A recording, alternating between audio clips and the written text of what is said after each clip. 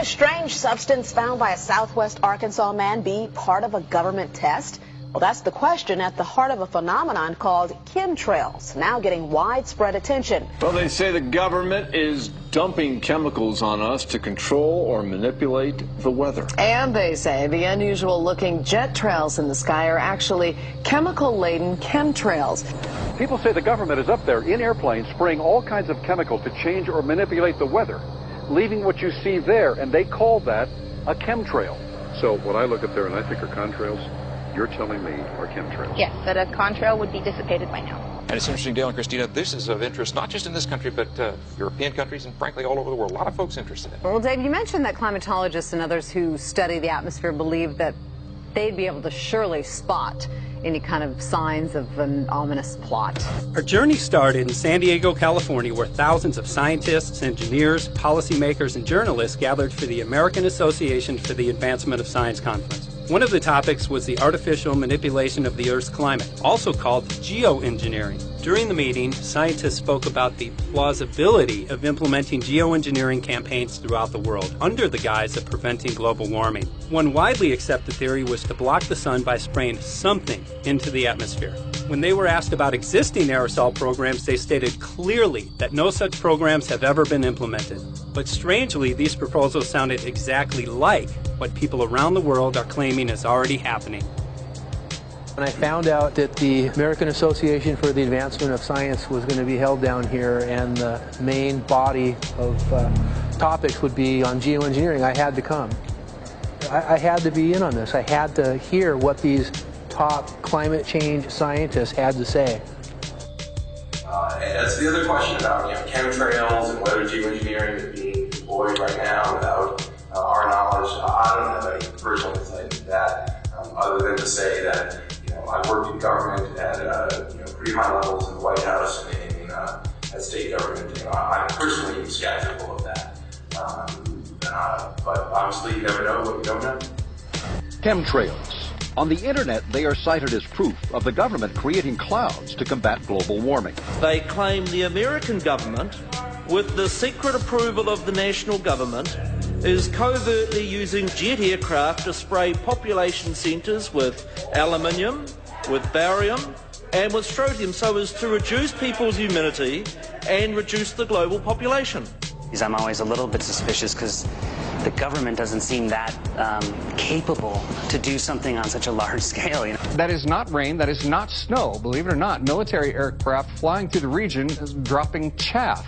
Small bits of aluminum, sometimes it's made of plastic or even italicized paper products, but it's used as an anti-radar issue, and obviously they're up there practicing. Now, they won't confirm that, but I was in the Marine Corps for many years, and I'll tell you right now, that's what it is. And what happens here, military jets, some come out of Key West Air Force Base, and they move off into the atmosphere, and they drop mylar strips. Some could be a little wider, some are small glass fibers that are coated in aluminum. And what the Air Force does is they take their military jets and they dump these out of the aircraft, they fall into the atmosphere, and some take as much to a day to fall down. This is inevitably military or something going on. The government, the Air Force, you see this kind of a pattern like this, you can rest assured there's something going on. They're actually little bitty magnetic and little bitty strips of, whether it's aluminum. No, it's a nuisance to you and I to determine what's real and what's not, but it looks like it is a life-saving operation there from the military. The apparent motive behind this conspiracy theory is one world government. Order, I cannot hear. Mr. Speaker, I want to assure the House that both my ministry and my colleague, the Minister of Health, who have received correspondence on this issue, that this conspiracy theory does not have an iota of truth, and that the trails observed from aircraft simply come from jet engines. Question number 9. Order. And I think what an appalling example it is of the new Foreign Affairs spokesperson for the Labour Party that she's spreading conspiracy theories about the United States government. I think the House has heard sufficient. It is called geoengineering, fighting global warming by putting a chemical dust in the atmosphere and reflecting harmful radiation back into space. We take geoengineering to mean deliberate, large-scale intervention in the Earth system. There are a variety of schemes that have been discussed for geoengineering. A classic example is injecting reflecting particles into Earth orbit. Nevertheless, there might be some good reasons to think about alumina. It turns out, first of all, there's been a lot of work on the environmental consequences of alumina in the stratosphere. The big deal really is that alumina has 4 times the volumetric rate of forcing for small particles as does sulfur. And that means you have 4 times less surface area for the same rate of forcing. And this is a much bigger deal. You'd have roughly 16 times less the coagulation rate. And that's the thing that really drives removal. So you could get away, we think, with much smaller mass fluxes. So that's why we see things like in the use aircraft patent from '89, they talk about aluminum. And that's why we're seeing in the surface water samples aluminum. And here's David Keith saying that aluminum has 4 times the reflective volume surface area.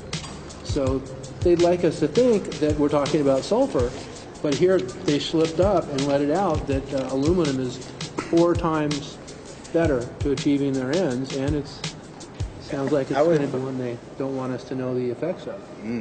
The little picture is from a nanofabrication study, which shows you can make very high quality, and do this in just a jet in a very simple way, make high quality alumina particles just by spraying aluminum vapor out, which oxidizes. So it's certainly in principle possible to do that. There's a big literature that's already looked at that. And you could do that by either building new versions of these aircraft or even re-engineering existing aircraft. So there's some ideas of that. So you go to an engineering firm and you want this done. They don't say this is hard or unusual. They say, okay, yes, we could do it.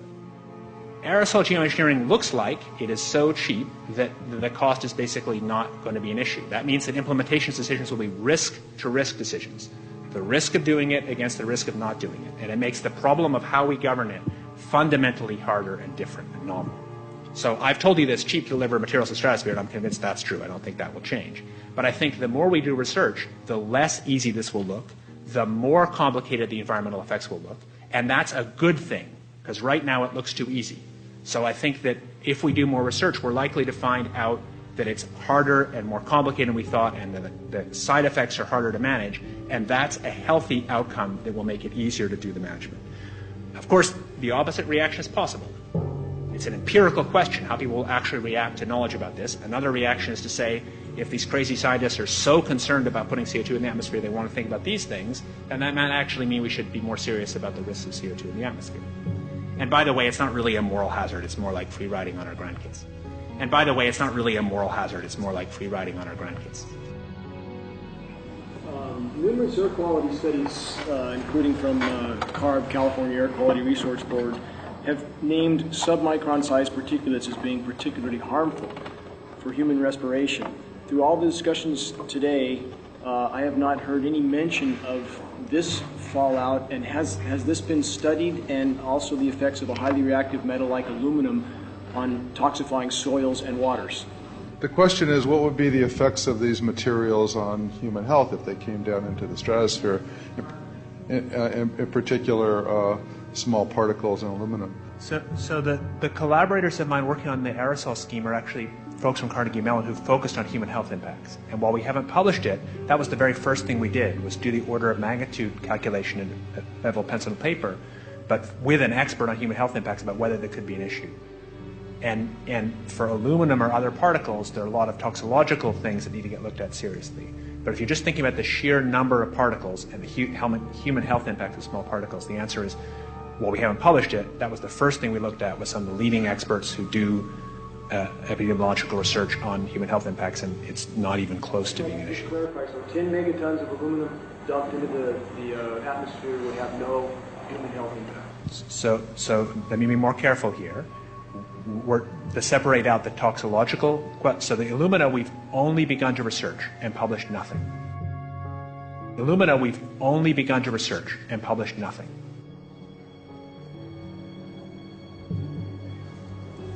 Dane looked at him and he said, so you're telling me that spraying 10 to 20 megatons of aluminum, as you said, would have no human health effects? He took a deep breath and he swallowed and he said, let me be more careful here. We haven't done anything serious on alumina, and so there could be something terrible that we'll find tomorrow we haven't looked at it. And that, for me, that was the whole main point of what is going to be coming out to the public. It's the damaging effects of aluminum that are being found around the world in massive amounts. Here's David Keith confronted on this very issue, and he looked, at that point like they just let the cat out of the bag. Mm-hmm. we haven't done anything serious on Illumina, and so there could be something terrible that we'll find tomorrow. We haven't looked at it. They're proceeding because they have an agenda that's separate from trying to thwart this crisis of global warming. You know, there's obviously several other objectives, whether it's depopulation, control, weapons aspects, communications aspects, all kinds of things, you know, wild cards that we know nothing about. We don't really know, and I'm not going to attempt to speculate on exactly what the agendas are, but we can see clearly the agendas are not benefiting mankind. You know, it's benefiting the agenda of the elite. And so I think the question is, how do you draw the line between some activity that is allowed and doesn't need global governance and activities that do require global governance? Dr. John Holdren has agreed to serve as Assistant to the President for Science and Technology and Director of the White House Office of Science and Technology Policy. I look forward to his wise counsel in the years ahead. My personal opinion is that we have to keep geoengineering on the table. We have to look at it very carefully because we might get desperate enough to want to use it. So what would we do if in year 2040 or 2060 there's a severe climate crisis, say widespread famines or Greenland sliding suddenly into the ocean?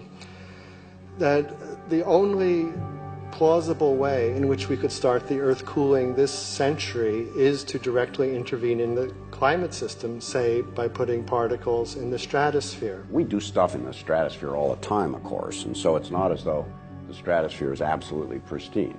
But you don't want to have people going off and doing things that involve large radiative forcings or go on for extended periods, or for that matter provide lots of reactive surfaces that could result in significant ozone destruction.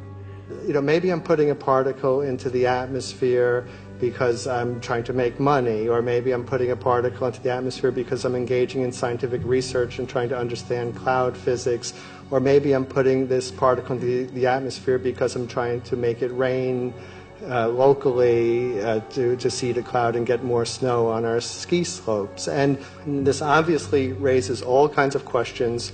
It's hugely risky.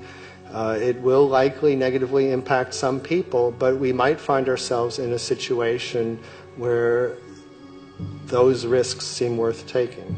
One of the things that really shocked me was in one of the breakouts they had the benefits of these programs and then the risks. Now the benefits, the one thing that was stated was the just cooling the planet. You know, some of the risks were ozone depletion, droughts in Africa and Asia. I got to tell you, I came away from this experience after listening to these scientists for 4 days of symposiums, really concerned, because it's clear now that they are justifying, rationalizing, and looking to legitimize some really, really horrible impacts, further impacts on our environment. And they're basically formulating the sales strategy and the implementation and oversight strategy and the funding strategy. After San Diego, I was shocked by the programs that had been proposed. I decided to write about it. That night when I finished, I sent the article to an online publication with my email address attached. When I woke up the next morning, my inbox was flooded with responses from around the world. Why? Because I had just broken the story on aluminum in geoengineering models, which I had no clue at the time that very few people knew about. Now this metal, aluminum, is being found in massive quantities way above normal levels all over in rain, in soil, and in snow. After that, the calls started pouring in from people who were desperate for someone to investigate. That was the fuel that started the film. Before we started filming, we had the opportunity to sit down with one of our favorite authors and documentarians, G. Edward Griffin, to find out what he knew about the subject. I'd like to talk for a minute about an issue that's getting more and more attention. That's the issue which scientifically is called stratospheric aerosol geoengineering, also called the chemtrail issue. I'm very aware of the chemtrail versus contrail controversy. As far as I'm concerned, it's an open and shut case.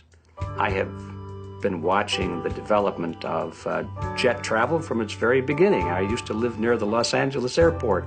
Remember when the first jets came in and landed, man, they made a big noise. We never heard a noise like that before. And we used to go down and sit at the end of the runway and watch these jets come in and take off because it was a novel experience. I've been watching jets all my life, and I know about jet contrails. I've watched them. They're vaporized moisture, ice crystals, and they get out there in the atmosphere, and then they effervesce and evaporate and then disappear, and you can see them. Plane moves along, and the little white trail follows right behind it, and usually about 10 or 20 lengths of the plane or thereabouts, and then it's gone. And you can still see them that way, by the way, once in a while. So there goes a contrail. These other things we're talking about are not at all the same phenomena at all. These planes go by, and they billow out this white smoke, and it covers the sky from horizon to horizon. It doesn't dissipate at all. And they crisscross each other. And you see this thing cover the sky and turn it milky, and then people start having trouble breathing, and then you hear stories about the aluminum and barium deposits that they're picking up and the residue. And you put it all together, and I don't see how anybody who's got their eyes open and their mind open can come to any other conclusion but that somebody is spending a lot of money and effort to spray the planet. The question is, why? I have my own theories, but I hope that there will be some good investigative reporters go out there and get us the answer. I know that whenever it's finally discovered, and it will be, the people who are doing it will undoubtedly say, oh, well, we did it for you folks. It's for the greater good of the greater number. It's for the society. It's probably to prevent global warming. Or maybe it's to inoculate people against some kind of a dreaded biological attack. We can't go around shooting everybody in the arm, but we can spray them and save their lives. You see how good we are? We're doing it for the benefit of society. I know they're going to, whatever it is, they're going to say it was for your good, but mine. Think if we had the ability to steer hurricanes, and the hurricane was going to slam into New Orleans.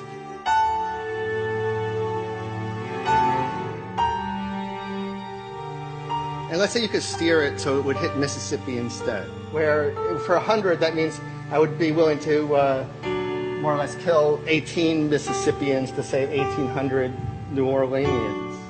And if you do that knowingly, are you murdering those 100 people? And there's all kinds of equity issues there. Now, also, we might be wrong about our steering, and if we didn't do the research right, maybe our steering would intensify Katrina and even kill more people in New Orleans. And so this question of how do you develop the confidence to know that your intervention will reduce overall damage, and then how do you deal with the understanding that you might be damaging some people who wouldn't have been damaged before while saving people overall? The spraying appears to be mostly in NATO countries. I've seen it here in the United States, I've seen it in England, I've seen it in Scotland, I've seen it in Canada, and I've had reports from people who live in France. There's a grouping, there's a political grouping here of some sort. It's international in scope. It's not just an American phenomenon, it's international. And anybody that wants to investigate that, I think, has to take that fact into consideration. They're going to find a political grouping and a political motive here. But in my humble opinion, it's not in your good or mine at all. I don't know what it is, but we'll soon find out.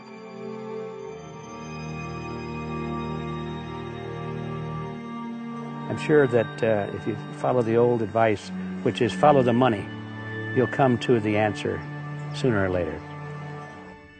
Soon we realized that we all shared the same need to get this information out there, to share with the public, to let people know what is being done. Ed felt so passionately about the issue, he offered to help us. Well, the main thing now, since it looks like the budget is going to be met, is to get it done well. We don't come off the tree knowing any answers at all. Yeah, we're not scientists. We're just asking questions, exactly. And we've got to be very skeptical about the answers. That's it's totally accurate, totally honest. Why can't people see this? They're not hearing it. They don't know that the facts are not being presented. We're very lucky, you know that? Look at this opportunity that's been dumped on us. I know. Opportunity. It's, well, this is going to... It really is. This is going to be a battle, I know that. A challenge and a battle, but I mean, why are we here if it's not for that? We're going to go to a short break with DJ Foxy. Can't go to get hold of Morrow, so it's going to be you for the moment. I'll call him again. So. Sounds good.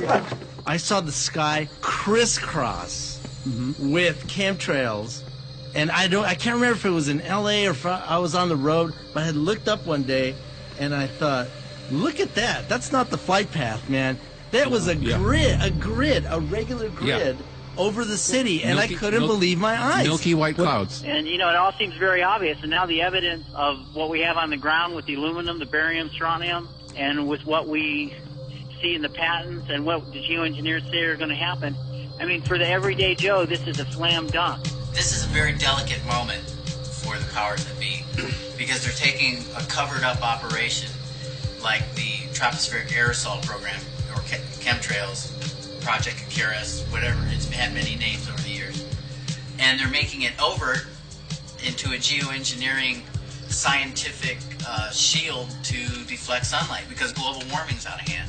So at this very moment, the belly of the beast is right above us with no armor. Whether people believe in chemtrails or not, the geoengineering should be scary enough. And when people learn about geoengineering, chemtrails will then become apparent because they're the same. So you're talking about a global conspiracy here then? Geoengineers propose doing this on a global level. Off to Redding, California. Guess this is the second step after the 8 AF meeting. We'll see what we find.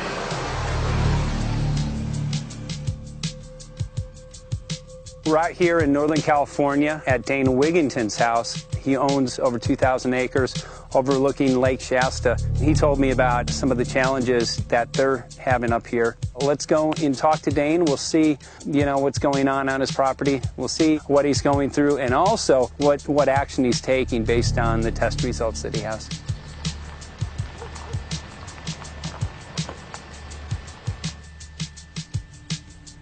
As you know, I have a background in the energy fields. I worked on the first solar plants in the continental U.S. in the early 80s. My home was on the cover of the world's largest renewable energy magazine, so this is my background. My goal has been to alert the public there is a mountain of toxic material falling on us, period. Before about 5 years ago, our skies were typically blue, and now you see it's covered with lines and haze, and virtually nothing you see on the horizon, nothing you see in the sky above us is a natural cloud. I mean, it is virtually all the remnants of these aircraft lines that you see fanning out, spreading into clouds, artificial clouds, but the sky is a very dirty look to it. There's not the white cloud blue sky that we had only a few years ago, but it looks like there's some sort of massive industrial activity or forest fires burning over there, and we see that typically every night. You see even down to ground level, the clarity drops off significantly, and we don't see that except for the days when we have these long, lingering trails that spread and cover the whole sky, and on certain days you can see these trails actually dropping vertically like a veil. We assume the particulates are descending, and we have the tests to prove that we are being inundated with levels of aluminum and particulates that are literally tens of thousands of times what would already be considered high. So we're not talking about exposure to a slight percentage higher of these toxic materials. We're talking about quantities, for example, off the side of Mount Shasta. If you can pan back, that's a landmark in Northern California, considered to be a pristine water source. Aluminum or snow sample off the side of Mount Shasta tested 61,000 parts per billion. This is just ordinary snow water, and people are drinking this stuff when they're hiking on the mountain. And remember, government action is required at 1,000. This is 61 times over the government limit, and our hikers are drinking this poisonous water on Mount Shasta Mountain itself. Barium, 83. Strontium, 383. So this summer, the people climbing are drinking poison. Basically. I certainly wouldn't want to drink 61,000 micrograms per liter of aluminum. And again, we've already seen in 5 years soil pHs in this area that have escalated 10 to 12 times, and we can prove that conclusively. Well, this is not speculation.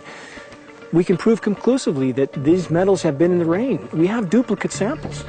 Bachelor of Science in Forestry, International School of Forestry at Missoula. Master's in Zoology, specialized in aquatics. 35 years with the U.S. Forest Service as a wildlife biologist. And before that, several years with the USDA Soil Conservation Service as a soil conservationist. Also have run the botany programs, range and grazing programs. And I continue that today. Right now I do a lot of master gardener consultation work. When I started this garden back in about 2005 or so, the pH here was 5.5, 5.6. This is the old soil survey of the county. You can look at the page right here. This is my soil right here. It's a Dietz 125, 126 here at my house. And here, the soil reaction pH should be between 4.5 and 6.0. And over there in the pure mud, it's even a little darker. It's 6.8 right there. And what can this do to plant life and ecosystems? Well, you haul one of these things out and you start looking at the little things that are crawling around the soil. A lot of times they aren't there anymore.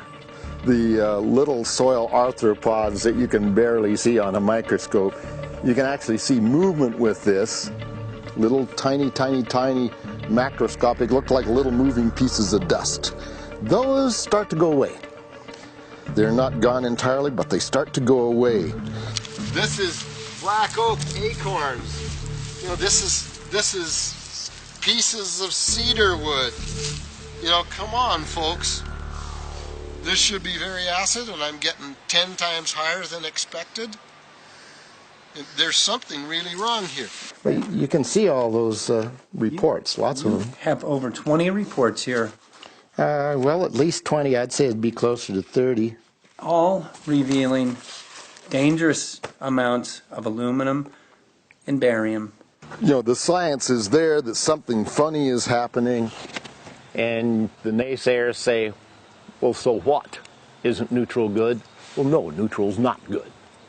Neutral is not good. If your soil is supposed to be 5.6, it should stay 5.6 if you want the forest to be healthy. And if you want to grow a good garden, you have to keep your pH around 6.0, 6.5. I think that we just need to wake up and just look at what's happening, because we can't just ignore it, because it's going to get worse and worse if we just keep ignoring it and pushing it away like, oh, that's nothing. There was mason jars, and they were brand new, sterilized, and that's what we catch the rain in. And then there was a HEPA filter that we tested the air with. Okay, so you caught rain and then you basically filtered air. What did you find? Aluminum and barium. Here's another test that's revealing 375,000 parts per million aluminum, barium at 3,090, and strontium at 345. Yeah, that's from a lined pond. With EPDM fish-safe pond liner. There is no chemicals, manufacturing materials at all in that pond liner that's available to the aquatic life. It's designed for that purpose. The well that feeds this pond has been tested and retested. ND, no detectable aluminum, 0. The only other place this pond can receive water is rainfall. We are located on a filtered, forested hilltop, miles and miles and miles away from any industry, highway, and so forth. After several heavy spray days, there was a film that we received formed on the surface of the water, and we tested that crust, and it was aluminum and barium. That after a year and a half's accumulation had 375,000 parts per billion of aluminum in it. It's literally toxic. We can say conclusively that what we see in the sky matches expressly what's outlined in numerous patents, and the materials on the ground match those patents. This material was not there 5 years ago. It is a recent phenomena in the quantities it's in. It has escalated in some cases 50,000% in 5 years in the case of aluminum. From our original baseline reading of 7 parts per billion, which was already high, it has escalated up to 50,000% in 5 years. And we've seen profound changes in that time. Dr. Leonard Time, PhD in chemistry, I cross-checked with him And he says the oxides of aluminum, barium, and strontium will drive your pH into the coastal, from an acid soil like this up into the neutral. There's no question about it. And that's exactly... That's exactly what you see happening. Wow. I have a doctorate in inorganic chemistry from Oregon State University, in which I was working with different metals and oxidation states, and then did a postdoctorate work at Brandeis, where I was working stabilizing off oxidation states of different metals. The goal is to sort of figure out how everything fits in the dynamic equilibrium of life. I was working with Francis up in Mount Shasta, and he showed me some rainwater analyses that had to do with levels of aluminum, strontium, and barium in the atmosphere. So I feel the major toxin in these chemtrails is the aluminum. And from the levels we were looking in at Mount Shasta, this is totally, totally unacceptable. When you get to metals and biological systems, you're no longer talking about the bulk aluminum that people think about when they're drinking from soda pop cans and that. So once it gets to the aluminum oxide stage, it just forms a plaque within your arteries and shuts down life. When you take elements that normally aren't out in the environment and you start putting them in the environment, it raises some serious red flags.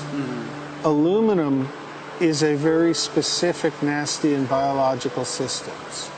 It takes that site and it never lets go, and it shuts down the site, and that's it. And so as you accumulate aluminum over time, it causes major neurological damage because it ends up as aluminum oxide that's essentially stuck in place and can't be flushed out by normal systems. At the core of everyone's condition, there's always some level of toxins. And aluminum is known to have cancer-causing effects. The half-life is decades. I think that we should be working on taking more of these toxins out of our environment instead of adding more toxins in. It's very concerning that if we add more toxins to our environment, that will be increasing the rates and risks of cancers. Even one patient is not worth it. So sad that they would consider putting aluminum in our environment to affect something when they could be causing so much more damage. Wherever the material is coming from, it is there. The amount of metal falling on us cannot be disputed. Absolutely, this is not speculation. The amount of metal in the last 4 years, as I said, have increased to a degree of thousands of times, and California Air Quality Resources Board has studied the aerosols from China. These metals are not amongst them. Mike, the reason I've chosen to focus so primarily on this issue is I feel all other issues are secondary. What could be a greater priority than not being able to walk out your door and take in a breath of air without sucking up heavy metals? If our land base is being poisoned, if our waters are being toxified, what will we have left to work with? Whatever we choose to focus our time and energy on, whatever our political beliefs, that this is a common ground for all of us. We must have air that we can breathe that's not full of toxic chemicals and metals. We must have water that's not completely laden with whatever is being emitted from these aircraft. And if people stopped to consider that the atmosphere is as thin as a layer of paint on a basketball, it is an extremely thin layer that allows life to exist on this planet. To simply treat it as a physics lab and experiment with it until it is broken beyond repair is folly of unbelievable proportion. And if people understood that this sort of experimentation not only is going on, but has been going on for a very, very long time. Going back 50 years, there's been countless climate manipulation, weather modification programs that the vast majority of the public is completely unaware of. And if they think that this is not true, that certainly that somehow they would have known if it was occurring, I would ask them to look at things like Agent Orange and the things that governments do because they can, because there's no one to stop them, because they have these huge military machines that want to control everything. And in fact, the government's own document, perhaps you may have seen, it's available to any online, is called Owning the Weather, an expressed goal of our government, and not just our government. He told the Associated Press that the American government has created weather tampering techniques so that the New World Order will be able to starve millions of Americans and to control the rest. There is weather control techniques. Number one, the entire patents on the equipment. Number two, Senator Claiborne Pell's complete statement and story of his own that not only does it exist, but that we even utilized it as far back as the Vietnam War. Well, Murph, We're going to do what we can. let's see what we can do. You got the scientists behind you. The scientists are with you, so at least this scientist is with you. I may not have $1 million budget, but I've got enough to show that something's dreadfully wrong. You got it. All right. So Arizona will be this Monday, the 21st. Senator Johnson up in Show Low. So we're going to be in the car a whole long time.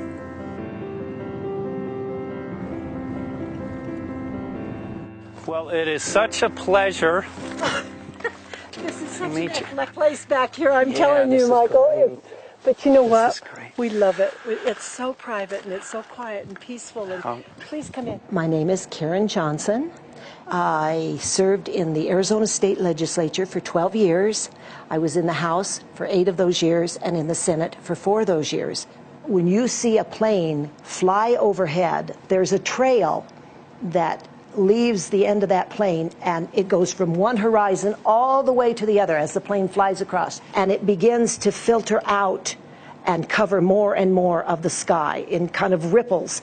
It widens out and fills the whole sky. I mean, how could anybody think that that was the case? And then to live and to be underneath that and know that whatever is in that is falling down upon you and upon your animals and upon the earth. And I mean, it's frightening to me. And if people don't start really waking up and facing the fact that we've got people that are doing terrible things to us, and we had better wake up and fight back now. I mean, I'm the mom of 11 kids. I've got 35 grandkids. I mean, I've got a stake in this. I care about what is going to be left for my children. I care about it, and I'm extremely worried about what is going to be left to them.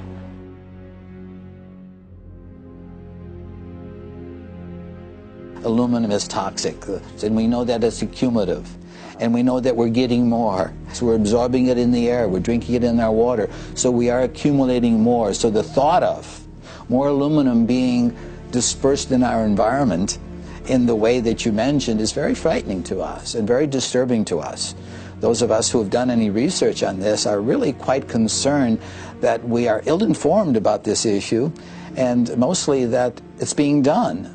Aluminum is toxic. We know that it is. We can debate as to the amount of toxicity that is going to be disturbing the body, but as far as really accepting the fact that it's accumulative, it's synergistic, then we have to conclude that it's not a good idea to put it in our atmosphere, especially when we know we're getting increased amounts, and especially since we know that the scientific communities around the world are pointing a finger at the heavy metal toxicities, at the toxicities that we're absorbing in the day-to-day food that we eat and the air that we breathe. The concern is off the charts about why is this happening?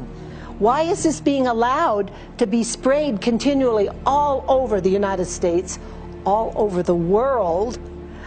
Who is paying for this?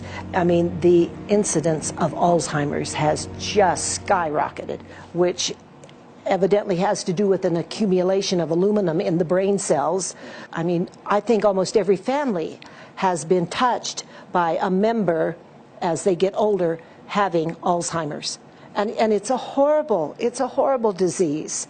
And to say that, well, this just came because people drank soda pop out of aluminum cans, you know, when my father passed away with Alzheimer's and he didn't ever drink soda pop, you know, that explanation doesn't ring true with me.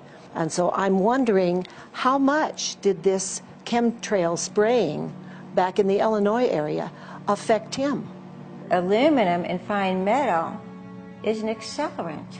Our friend who's a firefighter up in Pine, Arizona for 20 or 30 years says that the wildfires now that they're fighting are way beyond anything they've seen before in intensity. And when you look at the air samples and you see the fine particles of aluminum, which is very flammable, and magnesium settling on the trees, this is causing unprecedented savage wildfire. But if you look at this, you can see these are parts per million. They sent this to me, and I just found this to be extremely interesting because we should have like 2 parts per million of aluminum in our air. And this is saying that there's 39,000 parts of aluminum. That's astronomical. Barium is high. I mean, these are way off the charts of what people should be breathing or what's coming down on them. And, you know, if people wonder why their health is deteriorating, why they're having to go to emergency rooms, why they can't breathe, you know, why they're getting Alzheimer's, this has been planned. We have elites, I don't know what you want to call them, one worlders, Illuminati, I don't know, whatever you want to call them. But with these people that don't care about the average person. They only care about themselves, their greed, their power, and if they eliminate, you know, 2/3, 3/4 of us from the planet, so much for the better for them, because then they don't have so many people to have to herd around and worry about. So this is a lot what this is about, and this is very, very alarming and scary. I mean, where is this stuff coming from, and why? Why is this kind of stuff being put out there? You know, I've heard different explanations about, oh, we need to cool the planet, all this and that. But if people are up there trying to cool the planet, why do they need all this kind of stuff in it? The explanations just never have really rang very true. And as I'm setting up the equipment, she looked at me, she said, all these trees here are dying. And I said, what? She says, all these trees in here are dying. So I thought, well, I'm going to test for aluminum, because that's one of the key things in the programs that we're talking about, and titanium. And I took some of this bark sample and tested it, and it came back positive with aluminum and titanium. Then I started traveling around California, noticing the same thing. In Lake Tahoe, there was a lot of the same type of bark, all through Sacramento area and Davis. Just about everywhere I went, I was noticing this silver white bark. What I think is happening is these chemicals are getting down and destroying the roots. And then as they come up, they're going out into the bark. Those 2 right there are the ones that are just, it just hurts so bad to see these 2, because look how old and big they are. We probably lost 40 trees right here on our 10 acres. Every week, every other weekend, we'd see another tree that was beginning to die. And I mean, it's just so sad, we'd just cry. And to think that that might have something to do with it, along with their other explanations, would really, really frost me. Every time you lose a tree, you know, it's not good, it's just sad. And there's another one over here in this little group of trees here. Don't you feel better when you stand up and fight than if you crawl down in a little hole and go to sleep? You know, I mean, my gosh, people, your families are out there, children are out there, your grandchildren. I mean, you've got to do something to help.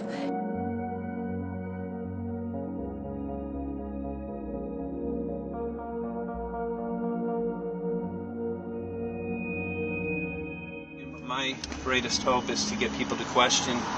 And hey, if they don't wake up while we're there, I'm hoping to plant some seeds. We're going to the most beautiful place on the planet, Hawaii, to see what's going on, collect some data.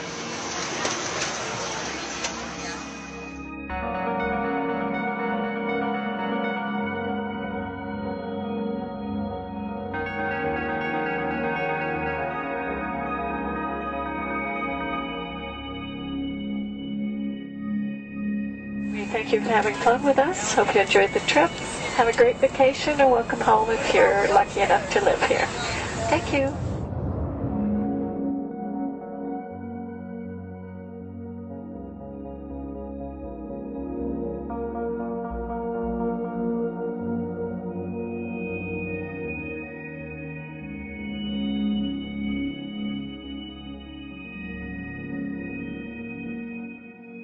The whole valley's off the grid, so it's either solar, wind, or generators.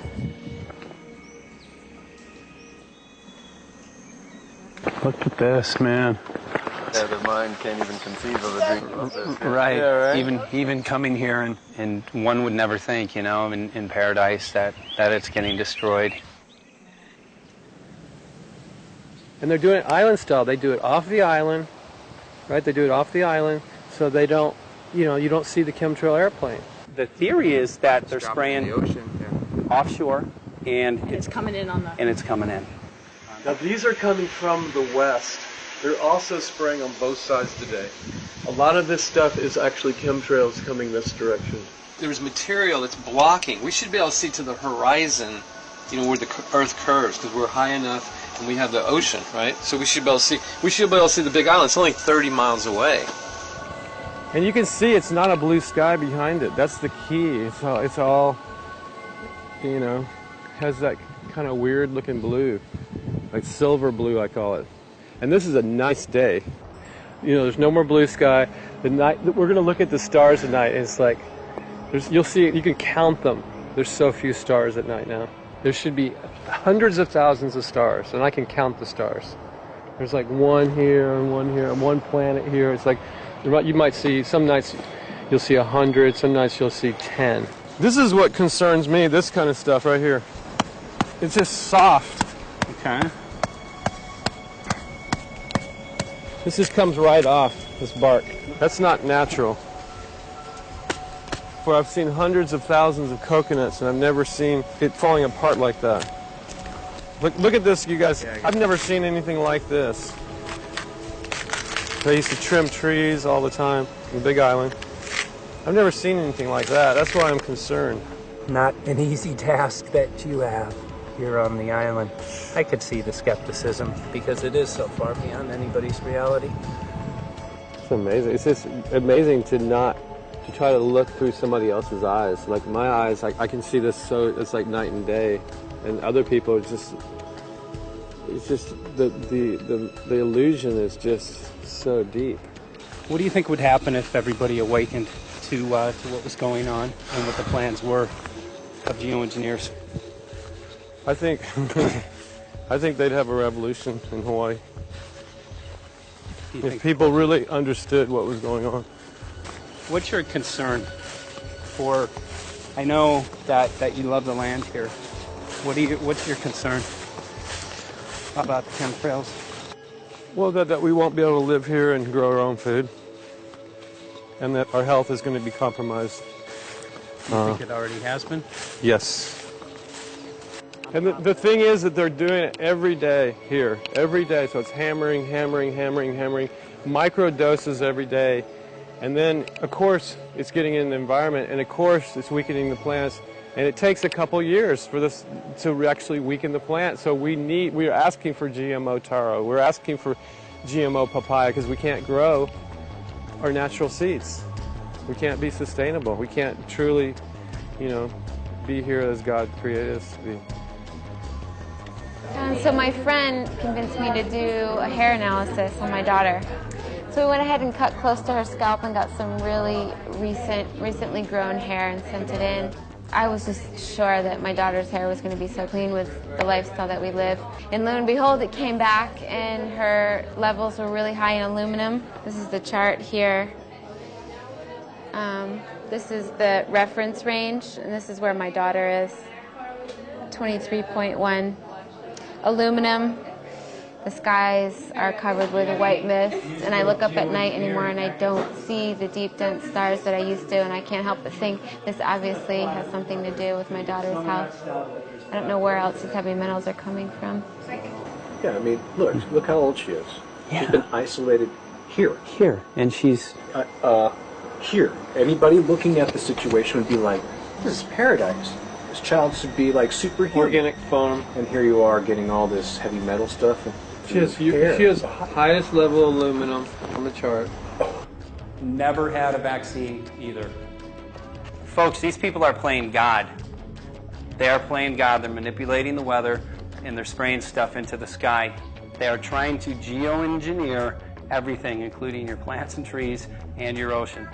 Well, tonight, we're just hoping that instead of not looking at it, you start looking into it, because I really believe from the bottom of my heart that we are in a real crisis.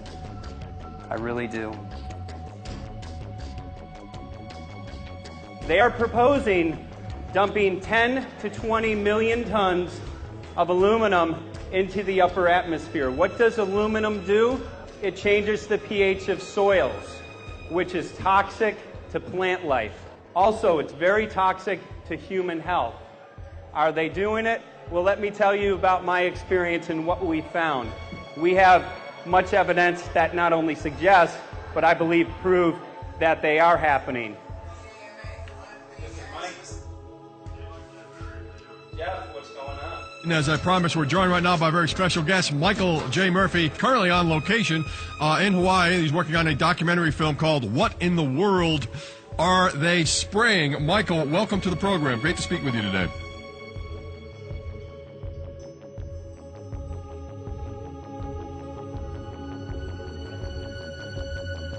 I had a friend who recently, he's always looking at things from a different perspective. He's a bit of a conspiracy theorist, you know, and he says that whenever the president comes to LA, there's no spraying that week.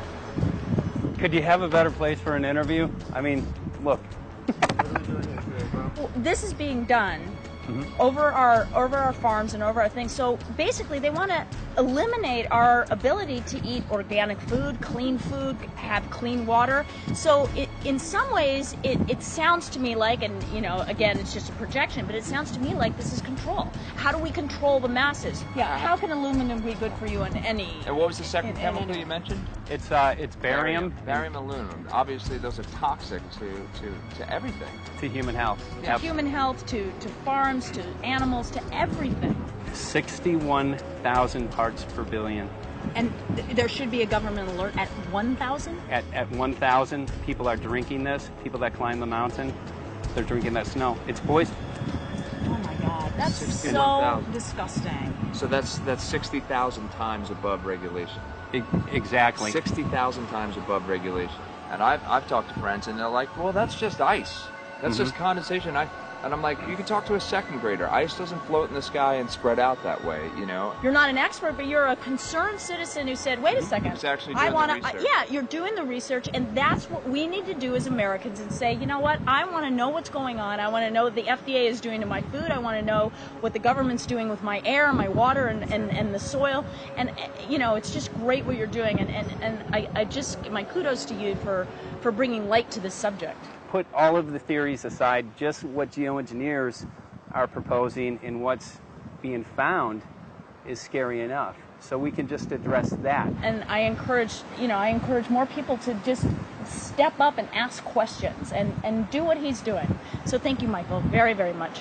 Aerosol spraying aluminum affects everywhere, and we have a beautiful tropical climate which I believe might be in jeopardy. So we wanted to not only come and bring the message of what people were finding around the world, but encourage people to test for the aluminum, strontium, barium.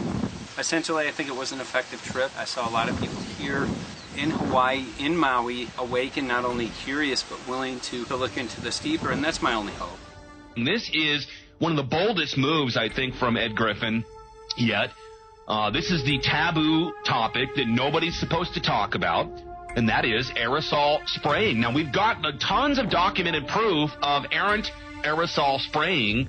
It just blows my mind that the whole essence of humanity has always been to look up into the sky and ask why. Though there are no limitations, there's endless space, an endless universe. Now, in the 21st century, we're not allowed to do that.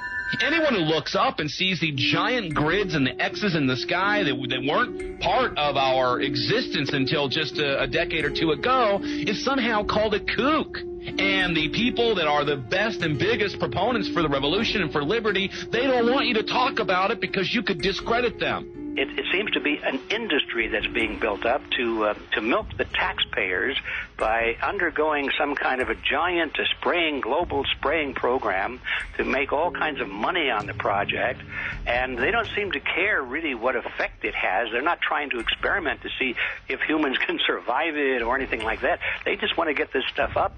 And then we discover, as we're going further down the line, that there are companies generating genetically modified organisms, or seeds, modified seed crops they're being engineered to resist the aluminum in the soil. And a lot of crops won't grow in that. And so now, after they've messed up the soil, all the farmers were going to have to go back and buy seeds that have been genetically engineered to resist the aluminum that have been put into the soil. And all of a sudden, mankind is completely dependent upon these companies like Monsanto and other giant agricultural firms. You can't even grow natural seeds anymore. And we're looking at that. It's a shocking thing. I hope we don't find that that's true.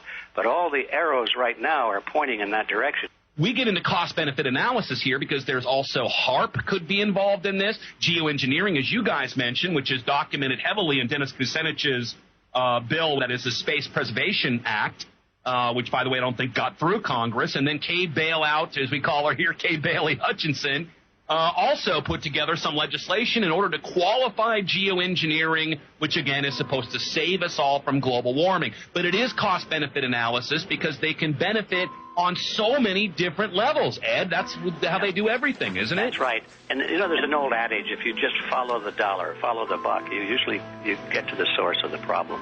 And it looks to me like there's a tremendously profitable industry being built up right now around this concept of geoengineering or weather modification or reducing global warming and all of these other things that can be sold fairly easily to an unsuspecting public. They all say, oh, well, that's good. We don't want global warming, And so they put up with this, and they don't question, they don't criticize.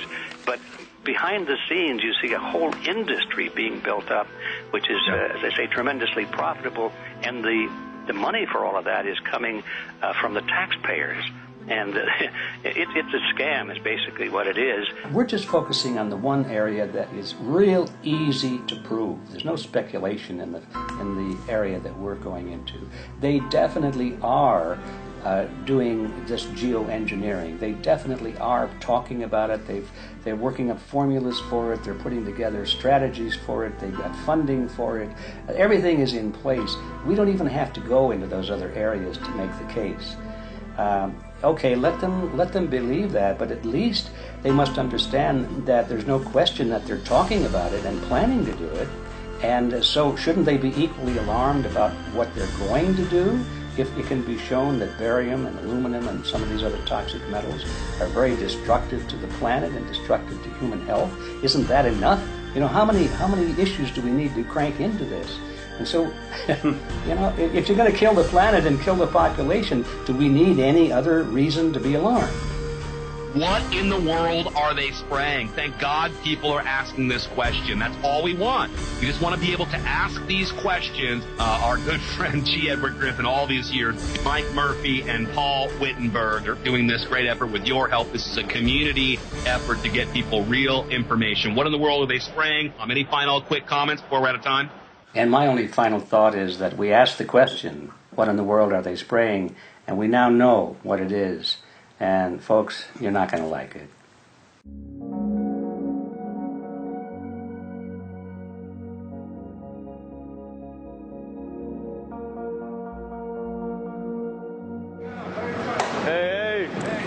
I'm Peter Vreke. I'm from Belgium. I'm 54 years old. I can't believe it myself. I'm a very happy and grateful person. We are doing the job the police or the Justice Department or the Environmental Department should have been doing. And it's really essential that it's going to be a grassroots revolution. I think so. God is on our side because we are not fighting against, but for. Yes, we're fighting for. I was in the council for about 25 years and also a period as the mayor. So from that moment on, 10 years ago, everything started to change. I start to get a picture of what is really going on. And it became crystal clear to me that we, humankind, have been manipulated and dominated and exploited for centuries. So, and this chemtrail phenomenon made me angry because I was so helpless. You can decide what food you're going to eat, whether you're going to smoke, what water you're going to drink, what kind of life you're going to lead, but not with this phenomenon. Then you are just a victim. It's only a game. And there have to be good guys, and there have to be bad guys. And luckily, we are in the position to be able to play the role of the good guy who has the chance and the opportunity to overcome. 3 days that we shared with them, my heart just dropped because it was such a beautiful way to live and such a peaceful way to live. I left thinking, what's this going to be like in 10 years? Is everything going to be killed off on their property? And if it is, how are they going to get their food source? Are they going to have to take a class, you know, and get certified by company XYZ? And what are the requirements for that? And that really is the end of freedom. I'm concerned about that. I definitely, I really am. Yeah. I learned to say everything is now as it has to be now. And everything is going to be okay. It's going to be all right. It's going to be okay. Yes. I have this deep feeling that in the end we will prevail because we have the right on our side. The cosmos is helping us. And I have this strong feeling that we are being supported by entities and by forces we can't even imagine.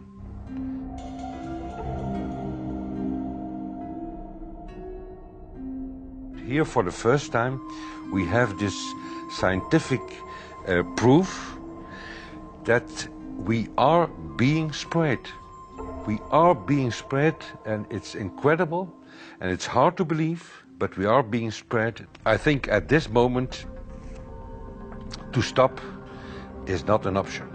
Once you know it and once you have a tool like this and an opportunity like this, that the issue of chemtrails or persistent jet contrails or whatever name you use for it, that this phenomenon is recognized as being real, publicly debated on.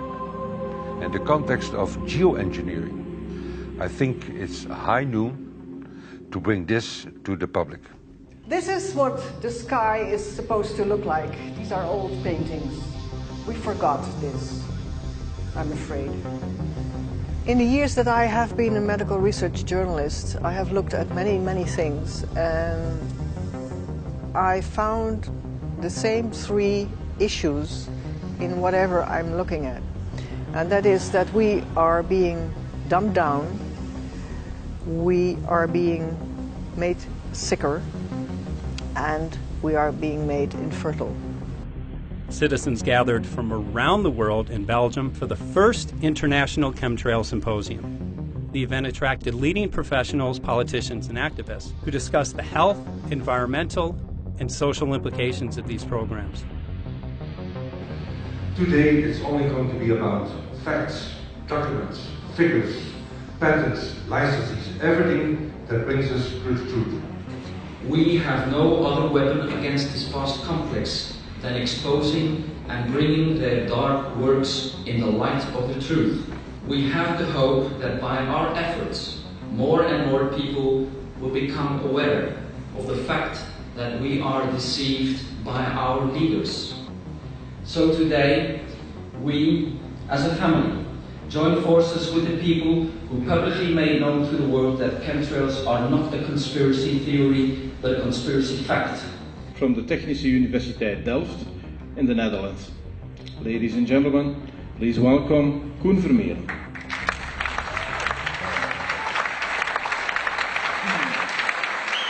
Well, I'm Koen Vermeeren. I'm a university professor of Delft University of Technology. Usually people are with their heads to the ground in their own two-dimensional space and they don't look up. But if you do, you see more and more spaces like this. And it worried me too. I have no explanations to our students about these phenomena. And then I studied it myself and I found out that I couldn't give them the answers they wanted, because I think that the phenomenon is not natural. It's not natural what is happening, and the explanations that are given to us are not enough for me.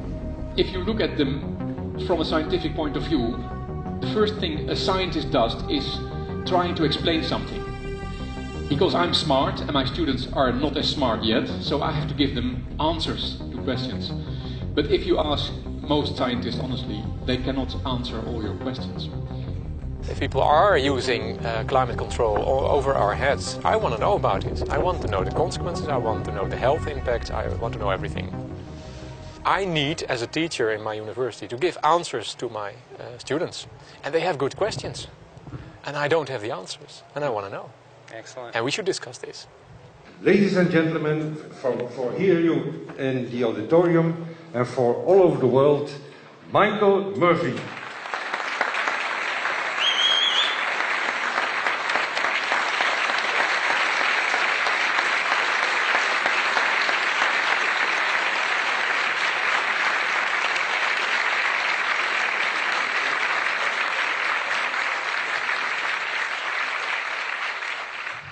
Well, thank you very much. It's definitely an honor to be here in Belgium. The people who are in power control everything. They control the markets, they control us. Now they're even controlling the weather. And they can use that for warfare applications. The one thing that they cannot control is what God had originally made, and that's natural organic seeds. This is called the Hegelian dialect. It's called problem, reaction, solution. The problem here is massive amounts of aluminum, things starting to die. The solution is Company X that says, hey man, you're not getting yields on your crop. Everything's dying. But I got the solution. I got a seed that will grow in this environment. The only problem is now you have to start buying from me. We're a little concerned that maybe part of this agenda could be to kill off anything that's natural and organic and re-engineer it with aluminum-resistant GMO seeds. Many may know we just got back from a week of filming in Hawaii, and it was an incredible trip. A big concern for the people there is they're beginning to see softening of the coconut trees.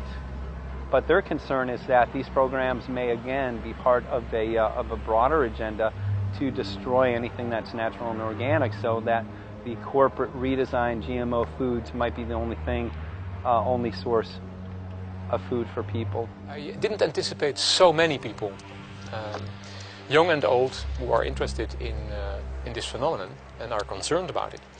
And I especially liked the address that the young girl gave today. Only 17 and already making an address to the audience. That is, well, incredible. My name is Sofia Xenidis. I am 17 years old. It is quite scary to know that the air we breathe is not what it's supposed to be. That the food we eat and the water we drink contain traces of those substances which are sprayed out over all of us as though we were being poisoned like insects.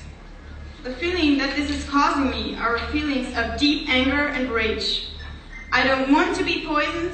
I don't want to have been infected with cancer. And I'm just so angry that this global poisoning can be going on such a massive scale, and not enough is being done to stop this crime. A clear answer to one question. Are we being sprayed? Have we been sprayed? And is it their intention to spray again and again? What are we going to do about it? How are we going to deal with it? How are we going to stop it? I know the answer. There is only one person who can stop it. And you know it. You are. You are the person, the one you have been waiting for. We are magnificent, beautiful, godlike, divine human beings. Ladies and gentlemen, sisters and brothers, in this auditorium and in the whole world, thank you so very much for being present with us. And for now, please enjoy this anthem.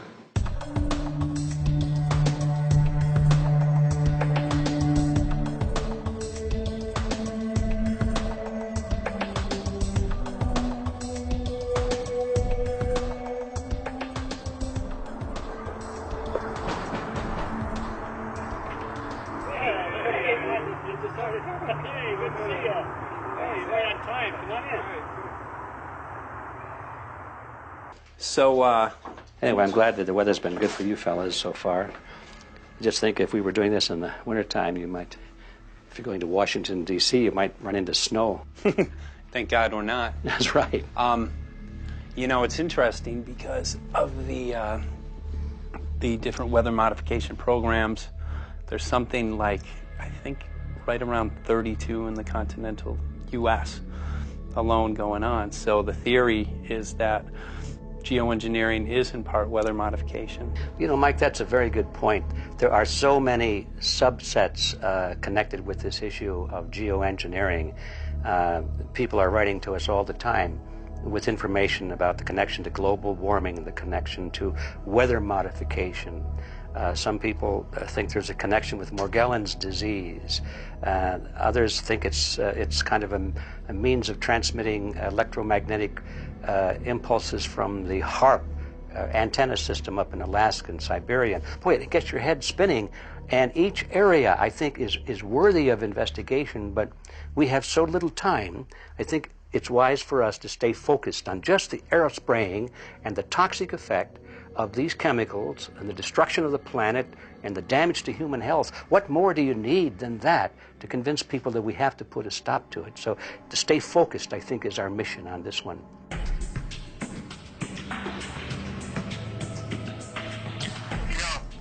Jeremy, we had an idea. We know that you know the political system real well. Our idea was this. We have a ton of data and information that we've collected throughout our travels, and you know, we really think a good way to end the film would be addressing this to elected officials, some of the senators. So we were wondering this, if you might be able to come and kind of help us out and perhaps show us the way in how to get this done politically. But it sounds like a really good idea, and I'm also going to get to, in terms of researching who it is that we should really focus on talking to about this.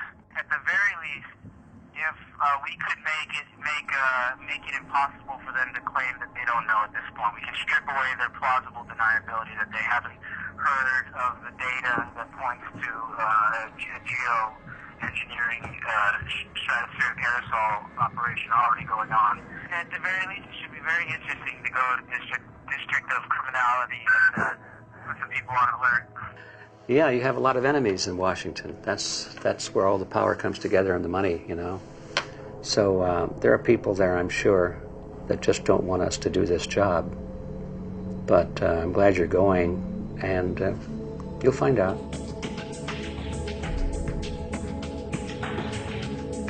We took the data to Washington, D.C. There we presented our elected officials with the following letter. According to the 5th article of the Bill of Rights amending the Constitution for the United States of America, no person shall be deprived of life, liberty, or property without due process of law. But the daily spraying is depriving all persons living within the United States of life, health, liberty, and integrity of our common and private property without due process of law. As a representative of the people of the United States of America, we insist that you do everything in your power to protect us and immediately put a stop to geoengineering spraying at once. There exists no justification, legal or otherwise, to poison the planet and its inhabitants. Now suppose that space aliens arrived on, maybe they're going to land at the UN headquarters down the road here, or maybe they'll pick a smarter spot. But suppose they arrive and they give you a box, and the box has 2 knobs. One knob is the knob for controlling global temperature, maybe another knob is a knob for controlling CO2 concentrations. You might imagine that we would fight wars over that box, because we have no way to agree about where to set the knobs. No global governance, And different people will have different places they want it set. Solar engineering is like chemotherapy. No one wants it. But we all want the ability to do chemo and to understand its risks, should we find ourselves with dangerous cancer. How long does it last up there? The lifetimes are years. What, years? A couple years. And then it what, precipitates out, or Yeah, that's correct. no toxic side effects that we know of? The thing we always wonder about is the unknown unknown. Yeah. So if you're thinking about, say, the acidification, it's clear that's not a problem. There's several studies that showed that. Right. But of course the concern here is with so little research, there may be some unknown that comes out of left field that bites us. My name's Mike Murphy. I'm a filmmaker in from Los Angeles. We're covering an issue called geoengineering. Okay, thanks guys. Senator, a quick question about the issue of geoengineering. I'm afraid I don't know what you're talking about. And wondering if you were supportive of geoengineers' proposals of spraying 10 to 20 million tons of aluminum into the atmosphere. I should really get a briefing paper on it before I give an opinion. Oh, not a problem. Are you aware of the issue? Not completely. At all? Okay. Do you have a letter from constituents, and people have concerns? Yeah, We're making a documentary about the I don't know. You guys have credentials to be here? Yes. Yes, we do. We pass through security as well. Endowed by our Creator. I think so. Please don't touch my property. You're lying. No, why? What did we lie? What did we lie about, sir? No, we're not. What are we lying about? Lying about what? That's a little unusual, huh? I haven't heard that. Okay. You're not aware of it? And it appears that these programs have already been deployed. You know, I haven't looked at that proposal, and so, why don't you let me review it? I can do that. Are you aware of? Actually, I'm going to go. Yeah. Let me go ahead and get that. I will take a look at this, and I will act accordingly. General, this program, this openly covert program of the aerosol spraying, stratospheric aerosol spraying, geoengineering, using tons of aluminum, spraying it up in the sky. I have no idea what you're talking about. Okay. Commonly called Chemtrails, sir. When you were the head of NEMA, did you see the aerosol trails? Mike Murphy, filmmaker in Los Angeles. Hi, sir. And we're covering an issue called geoengineering, and wanted to know if you're supportive of geoengineers' proposals.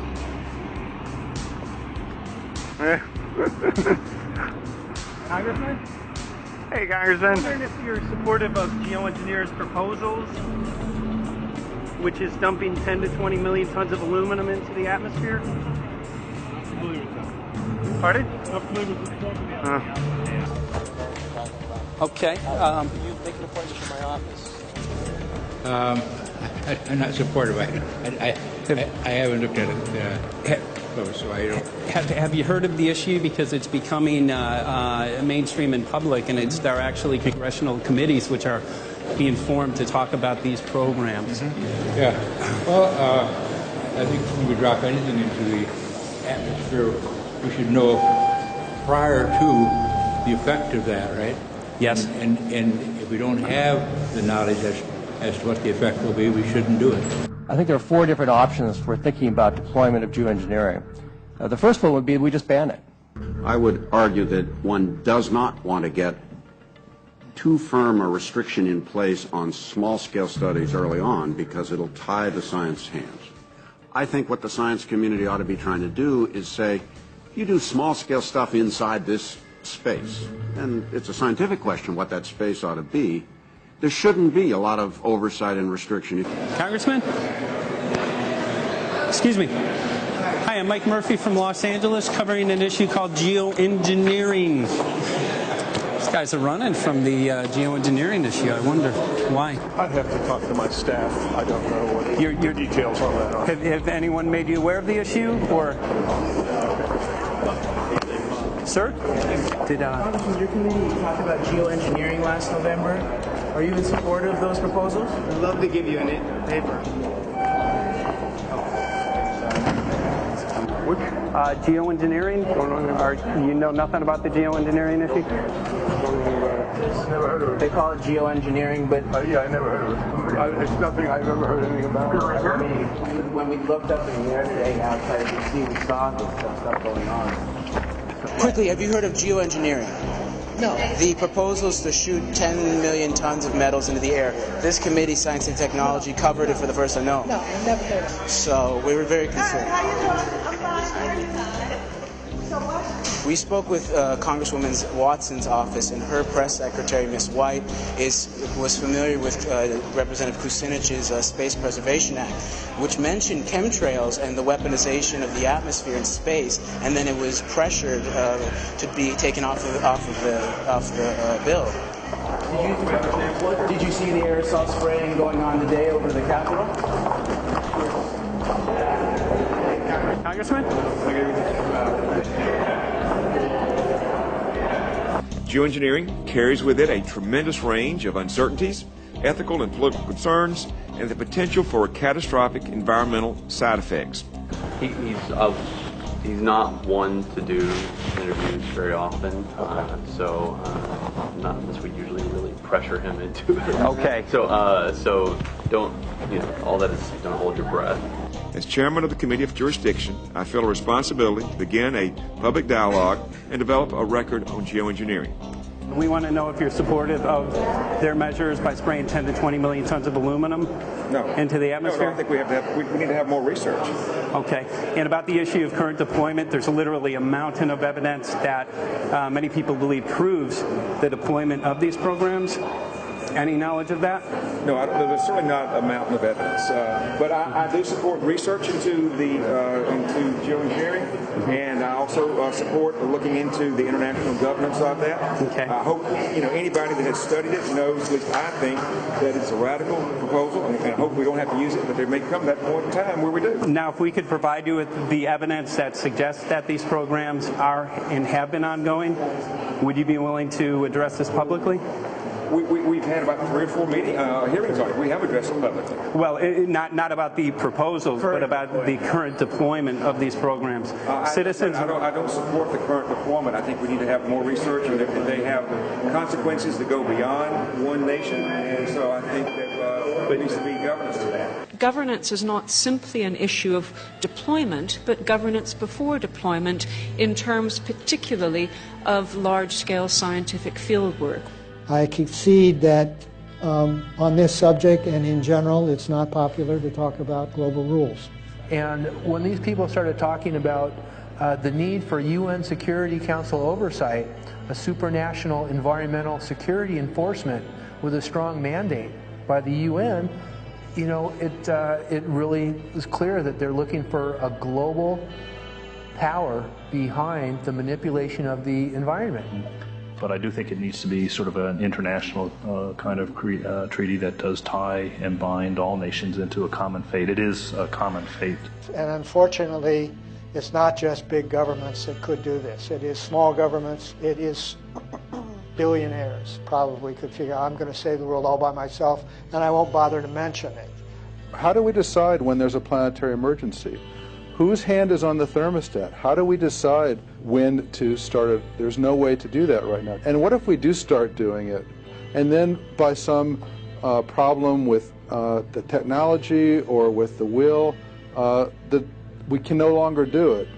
In a year or two, the aerosols will come out of the atmosphere and temperatures will shoot up at a rate much faster than it's going up now. And it's that rate of change that's hard for us to adapt to. So once we start it, we'll be sort of locked into doing it for a long, long time. And so that, and with basically no end in sight.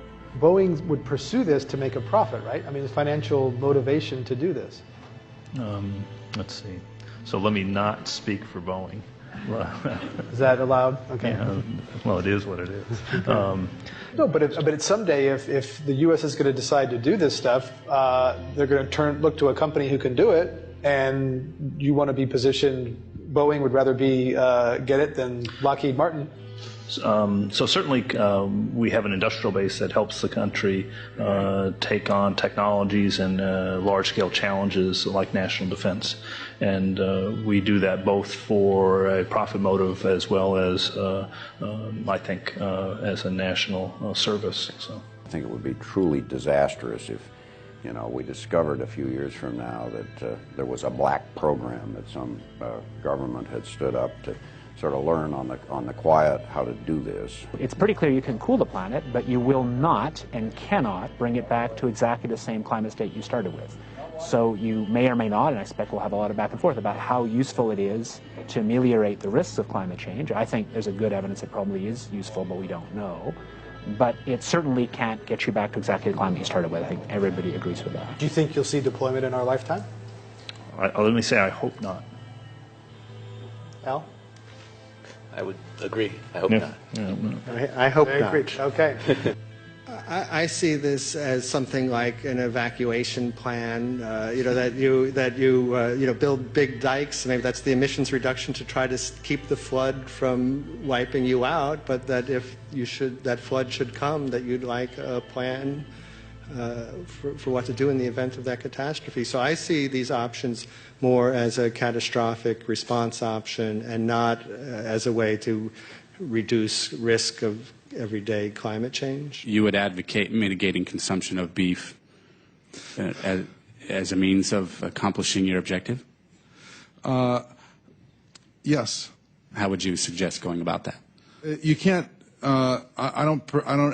I mean, it's your job to decide what to tax and what not to tax. Obviously, if you wanted people to behave differently, you give them incentives and disincentives for behavior. But I'm sure that's the answer you wanted to hear, Mr. Smith. If only my time had not expired. Thank you, Mr. Chairman.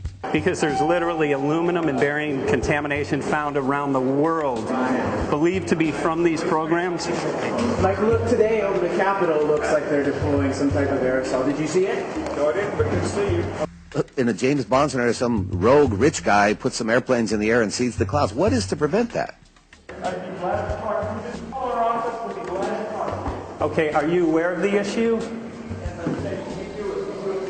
You do it through the... Are you in support of those proposals? What is your take? I don't know anything about it. You're not. I have to get more information. I've got a chair here. Okay, we'll give you a letter on that. Yeah, this is a letter from constituents. Okay, great. Excellent. And many people believe that these programs have already been deployed because mass contamination has been found. Geoengineering programs, stratospheric. Got it. Yeah. Spraying from airplanes. Okay. So what is happening? People from around the world are finding contamination. Let me take care of this and I'll talk to you when I come back. Thank you very much. We see that even though we might make the average temperature of the planet about right, the rainfall patterns change some from today.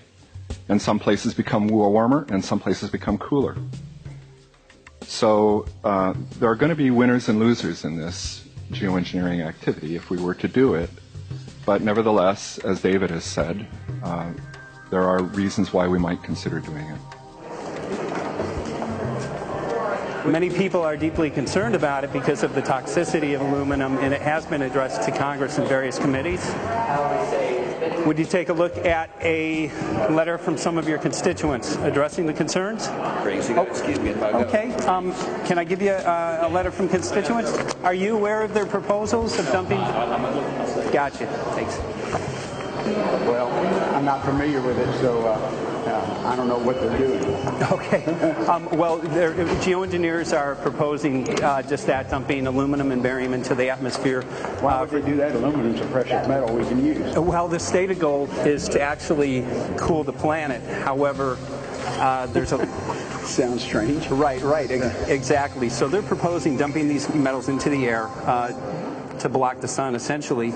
We're here to find out what members of Congress are. I hope we would have a strong hearing on that before we decide to do that. I would hope so. And there's plenty of evidence that not only suggests that these programs have been deployed, because we're finding contamination of aluminum and barium on the rain, snow, and soil. Okay, thank you. Thank you. LA County has seen 200% increase of Alzheimer's over the last decade. Tons of ground and water samples showing high levels of aluminum all around our state. Why don't you give me all the information you have? I have some very good people I will assign it to. Okay. And if you get it to Mr. Lavelle, we will He's get got it my to card the and right... send me an email and we'll take a look at it. We'll be in touch. Okay. We are investigating this, and there's literally a mountain of evidence that suggests that these Okay, programs are move going that on. mountain over to us. You Let's got it. take a look at it. And look up, Thank keep you. looking up into the sky, and you'll see some of it. Oh, okay. You will. You can All see right. the aerosols being sprayed out of airplanes quite a bit. Okay. So thank you. Yeah, the future of humanity is definitely dependent on it. So we're counting on people like yourself to take some proactive steps. So thank you very much, guys. You're very welcome. Appreciate it. Thank you. Thank you. Right.